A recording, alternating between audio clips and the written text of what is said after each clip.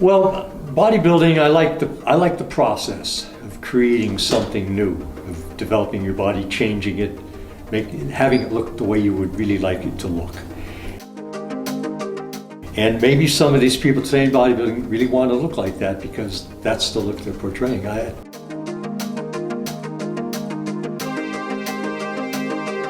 Personally, not to my taste. I don't like it. I wouldn't want to be like that. Most people I talk to that come to me as clients don't either. That's why they come to see me. In a way, the bodybuilders today have provided a marked contrast to my physique. It's very different. It's just overdone. It's mass produced. It's like assembly line. Just crank out those machines. They all look the same. They're done quick. They're done quick. They're done in a couple years. That's the thing about bodybuilding with me is I've done it my whole life. I think I didn't win the Olympia until I think it was my 10th try, my 7th try, something like that. Nothing was right away. Everything took me a long time, but I stuck with it. So I developed perseverance. It wasn't anything that happened overnight. You know, it's not quick gratification. So I loved it, and I still do.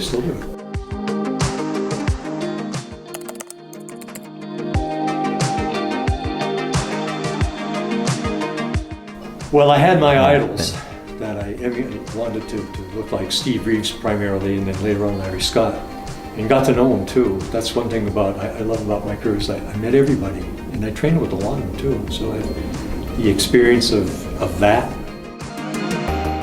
Aesthetics, I think, is basically what is your aesthetic? You hear that referred to like in fashion shows a lot. What's your aesthetic? I mean, how do you like things to look?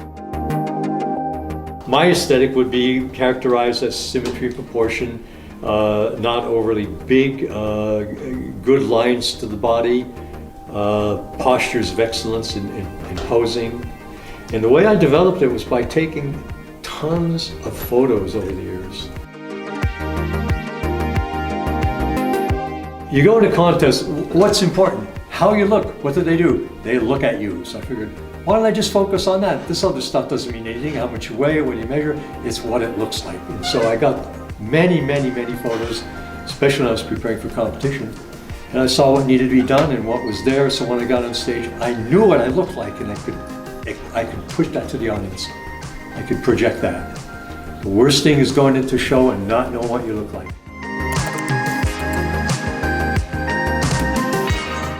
And it was basically high protein, low carb, not a real low carbohydrate diet, but not as much carbs as protein, and a moderate fat to low fat diet. And so I'd always get around about a gram of protein per pound of body weight. This is what I do now.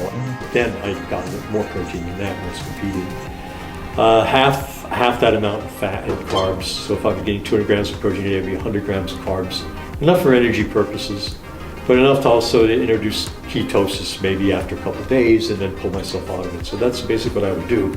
Keep the carbs low, the protein high for a few days in a row, get into ketosis and pull back out and restore back.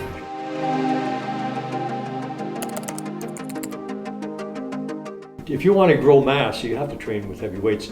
The body muscles actually have to interpret it as being heavier.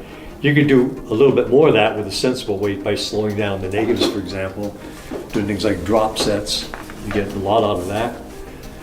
But the thing is with the heavy weights, if you're training heavy and going heavier and heavier and heavier, basically, and you're trying to gain weight and get bigger, what gets bigger is muscles in the central part of the body, the central muscles, thighs, butt, waist, pecs, traps. These muscles don't give you a symmetrical look. They give you a chunky, blocky look. Larry Scott told me this. This is really astute when he told me this. If you really want to get what people call symmetry in bodybuilding, work the peripheral muscles harder and get them to grow. Your forearms, your calves, your deltoids, your lat spread, small waist. Look at the silhouette.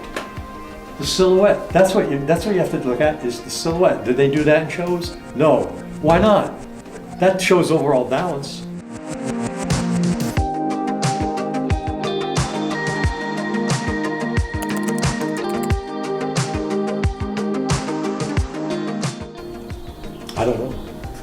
point in the sea.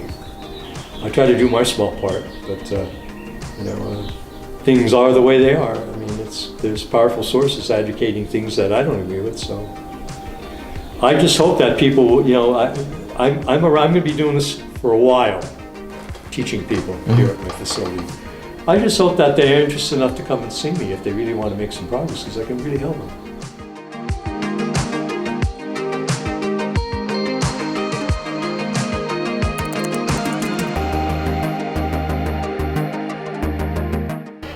Well, that's the reason I wrote my books and published my literature, is that because I tell it like it is and how I've done it. What I write is what I've done and what I'm doing.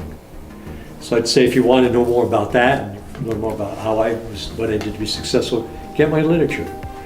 Otherwise, you're on your own. Find a good trainer. I mean, a lot of times I'm fortunate in my life that I ran into a lot of people along the way, and I learned a lot from all of them. Each one contributed. There's some things that I need to know.